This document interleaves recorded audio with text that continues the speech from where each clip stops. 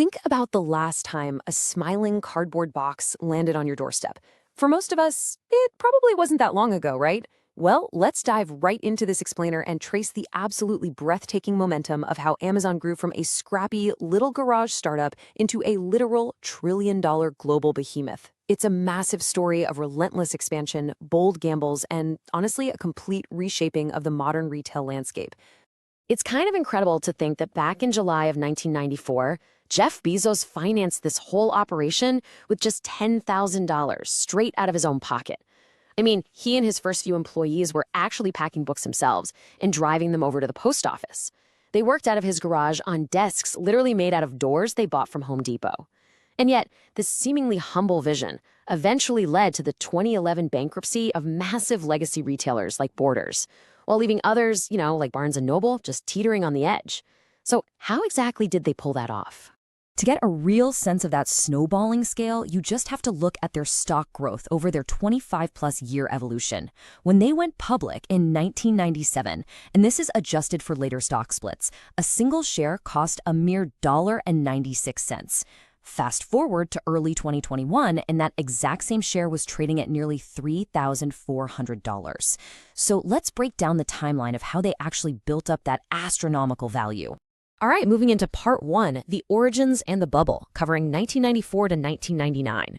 So when Amazon went public with a $300 million valuation, they did something pretty bold.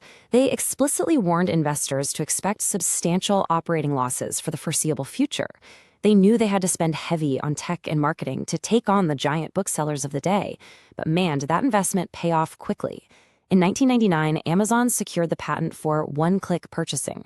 Now, this might seem like a simple feature today, but back then it was a total game changer. By completely removing the friction from the checkout process, people bought things way faster. And crucially, it allowed Amazon to capture invaluable customer data, which completely set the stage for their highly personalized recommendation engine. But, they weren't immune to the 1999 dot-com crash. After peaking at nearly $106 a share at the end of '99, negative analyst reports sent the stock absolutely plummeting. Things got so tight that they actually had to lay off 15% of their workforce just to weather the storm, at least until their stock eventually recovered. Okay, on to part two, building the foundation from 2002 to 2009. It is wild to see just how incredibly fast they built their core pillars within a tight 4-year window. In 2003, they launched Amazon Web Services. At first, they were just licensing their platform to other folks, but as we know, that would later explode into the dominant cloud hosting force it is today. Then, boom, 2005, Bezos announces Amazon Prime, a $79 a year loyalty program offering free 2-day shipping. And right after that, in 2007, out comes the Kindle, a revolutionary $399 e-reader. They weren't just selling individual products anymore. They were building this massive, entirely self-contained ecosystem of services, loyalty, and hardware. And during all this explosive digital growth, their physical footprint had to grow right along with it. In 2007, they announced a massive headquarters project that completely transformed Seattle's real estate market. They wanted to consolidate their scattered workforce, initially planning for 1.6 million square feet in an industrial neighborhood. Get this. The city even raised height limits specifically for them. And that footprint, it eventually sprawled across 8 million square feet to house 40,000 employees. That brings us to part three, automation and saturation, spanning 2012 to 2015. If you really want to understand how they saturated the market, you just have to look at their massive buyouts. Basically, when Amazon couldn't out-innovate the competition, they just bought them outright. In 2008, it was audiobooks with Audible for $300 million.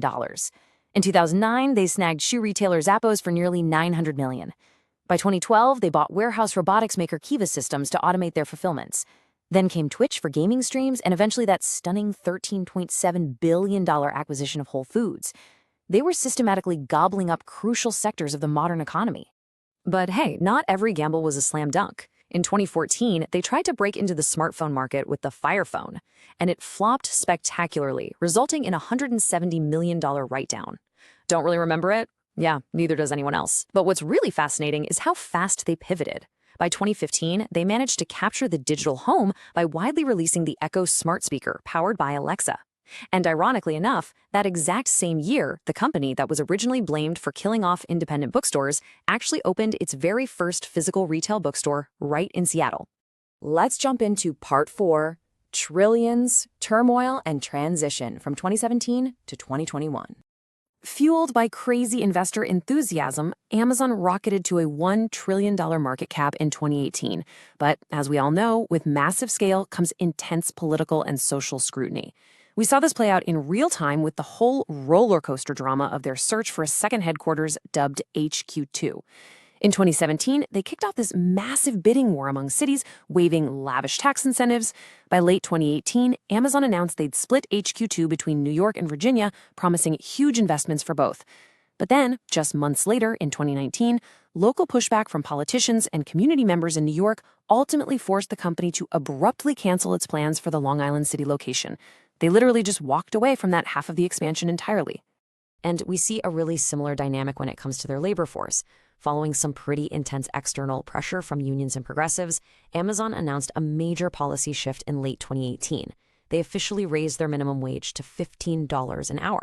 Now, this was a massive change that impacted roughly 250,000 regular employees, plus an additional 100,000 seasonal workers. Now, think back for a second to the 2020 pandemic lockdowns. While people were isolated at home, shoppers naturally turned to the online giant in droves. This drove an absolutely astounding 197% profit increase in the third quarter alone. Look at where that growth actually came from. Third-party sales jumped 55%. Their advertising business surged 51%, and direct online store sales grew by 38%. The pandemic basically accelerated their dominance in a way very few people could have ever predicted.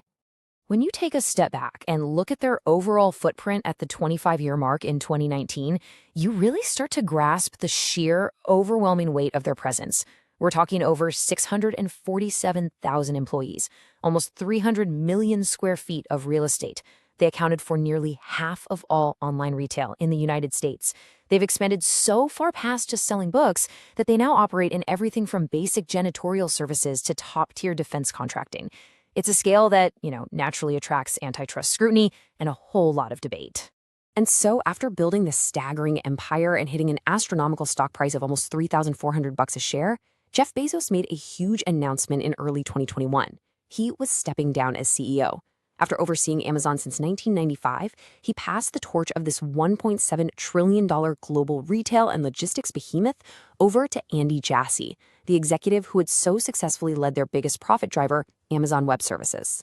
So as you sit back and digest this incredible evolution from a tiny garage with desks literally made out of doors to a multi-trillion-dollar empire, I want to leave you with a final provocative thought.